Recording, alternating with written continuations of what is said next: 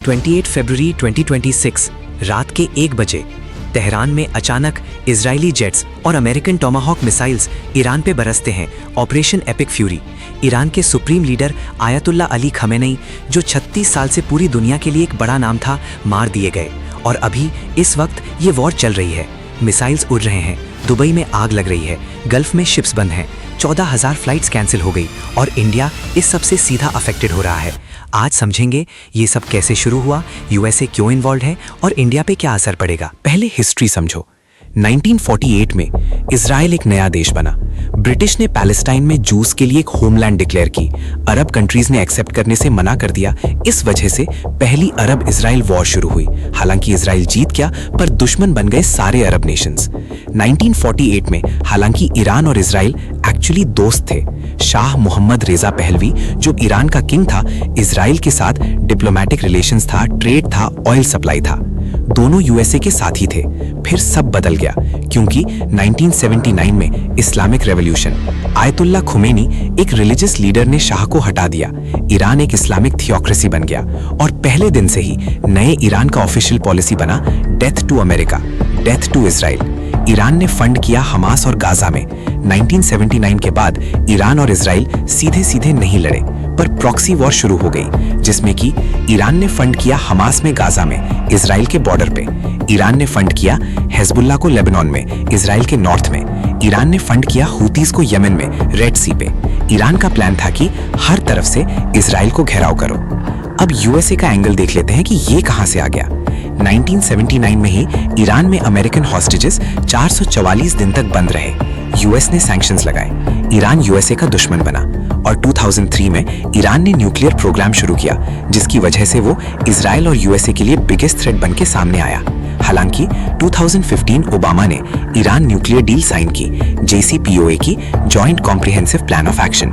इसमें यह डिसाइड हुआ कि ईरान न्यूक्लियर प्रोग्राम स्लो करेगा, जिससे कि सैंक्शंस हटेंगे। अब 2018 में ट्रंप ने ये डील तोड़ दी और मैक्सिमम प्रेशर पॉलिसी यूज की, जिसकी वजह से ईरान ने फिर से न्यूक्लियर प्रोग्राम एक्सेलरेट किया। अब ये ड्रामा देखकर ये बोला जा सकता है कि ये सब बिल्डअप था एक बड़े वॉर का। अब अक्टूबर 7, 2023 में हमास ने इजराइल पे सबसे बड़ा अटैक किया। 1200 इजरायलीज मारे, 250 हॉस्टेज लिए और सबको पता है कि हमास एक ईरान बैक्ड ग्रुप है। अब उधर इजराइल ने गाजा वॉर शुरू की।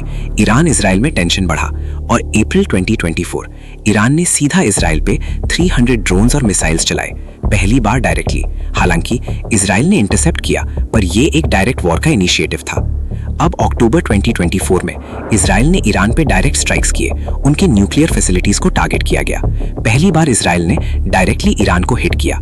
फिर कुछ टाइम सब शांत हो गया था कि जून 2025 में एक 12 डे वॉर हुई इजराइल और ईरान के बीच। पहली डायरेक्ट वॉर कह सकते हो।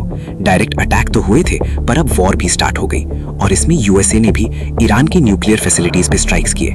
मार्क करो, यहाँ पे यूएसए ने डायरेक्ट एंट्री की इस वॉर के बीच, जिसकी वजह से ईरान बहुत वीक हो चुका था कि अब ईरान में दिसंबर 2025, जनवरी 2026 massive protests, economic crisis, rial का कोलैप्स, इन्फ्लेशन का 50% बढ़ना सब होने लगा, जिसको रिटेलिएट करने की जगह ईरान की गवर्नमेंट ने हजारों प्रोटेस्टर्स को मारा। अब यहाँ ईरान अंदर से भी कमजोर हो रहा था। यहाँ स्टेज सेट हो गई फाइनल ऑपरेशन के लिए।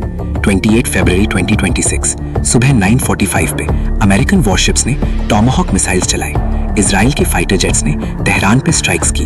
यूएस आर्मी ने हिमार्स लॉन्चर्स यूज किए।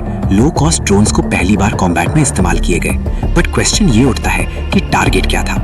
ईरान के सुप्रीम लीडर खामेनेई, जो कि नेशनल सिक्योरिटी काउंसिल मीटिंग में थे सारे टॉप लीडर्स के साथ में, जहां पे एक ही स्ट्राइक में खामेनेई मार दिए गए।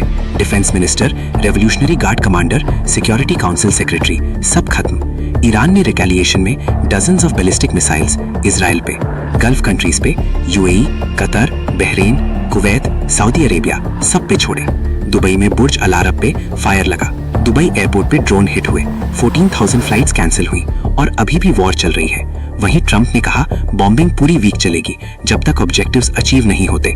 3 अमेरिकन सोल्जर्स ऑलरेडी मार दिए गए हैं। अब समझो यूएसए क्यों इन्वॉल्व है। अमेरिका का इजराइल के साथ डेकेड्स पुराना कमिटमेंट है। Military add, diplomatic support unconditional है। दूसरा रीजन है न्यूक्लियर थ्रेट। ट्रंप ने कहा ईरान न्यूक्लियर वेपन कभी नहीं बनेगा और ये ऑपरेशन उसी के लिए है। तीसरा reason Gulf security.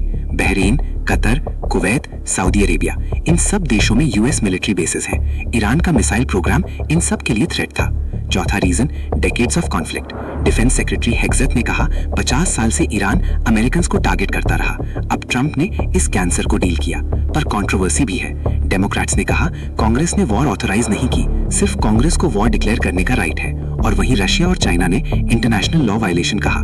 US ambassador mic walls ने यूएन सिक्योरिटी काउंसिल में डिनाई किया ये लॉफुल एक्शन है। अब इंडिया का एंगल, जो यूपीएससी के लिए सबसे इंपॉर्टेंट है। पहला असर, ऑयल, ब्रेंट क्रूड ऑयल, जिसका रेट अब $82 पर बैरल तक पहुंच चुका है, मतलब 7% से ज्यादा का जंप एक ही दिन में। इंडिया अपना 85% ऑयल इंपोर्ट करता है। अब वॉर की वजह से प्राइसेस बढ़ेंगे, इन्फ्लेशन बढ़ेगा, पेट्रोल डीजल महंगा होगा। और दूसरा असर, straight of Hormuz. Straight of Hormuz, India का 40% ऑयल इसी रूट से आता है। ईरान इसको ब्लॉक कर सकता है, कैटास्ट्रोफिक होगा इंडिया के लिए।